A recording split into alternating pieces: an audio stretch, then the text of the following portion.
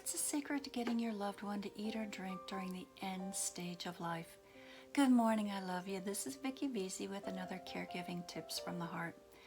Now, last week somebody reached out to me. She's a caregiver for her mom, and she asked, how do I get my mom to eat or drink more during the final stage of Alzheimer's? Now, that's a good question, and something that most of us as caregivers will face at some time.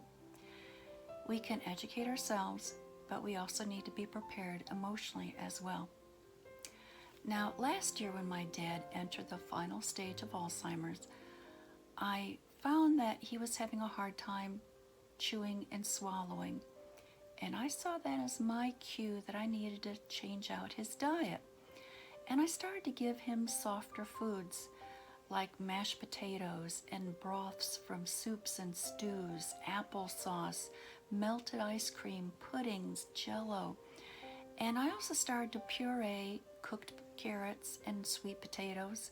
I'd also peel fruits like apples and pears and peaches, put a little watermelon in there and puree it up.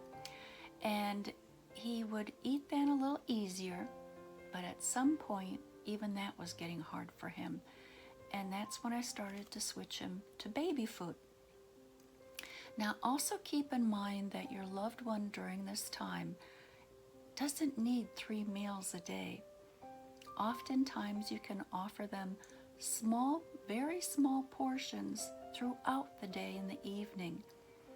And at some point, I hate to tell you this, but your loved one will turn their head away from you at some point, and that's their way of telling you they don't need anything else. They don't need nourishment or beverages anymore. It's hard to accept that because as caregivers, it's in our nature to want to nurture, to want to feed and take care of our loved one. But when your loved one turns their back away from you, accept it. Don't be offended. Don't be frustrated. Just know that it's their body's way of saying they don't need any more nourishment. Now, when it comes to beverages, we know how hard it is to try and get our loved ones to drink water, but try and see if they'll drink some Ensure, Boost, fruit juices like apple, grape, and cranberry, maybe even some Gatorade. And when I'd give my parents some fruit juice or Gatorade, I mixed a little bit of water in there too. Now, it's going to be hard for them to drink from a cup, and drinking from a straw will get even more problematic with time. I'd recommend using an eyedropper, filling the eyedropper up with fluids, and then putting it between their mouth and squirting that fluid in their mouth. It helps to lubricate and moisturize their mouth, and at the same time they are getting a little trickle of liquids in their mouth for nourishment.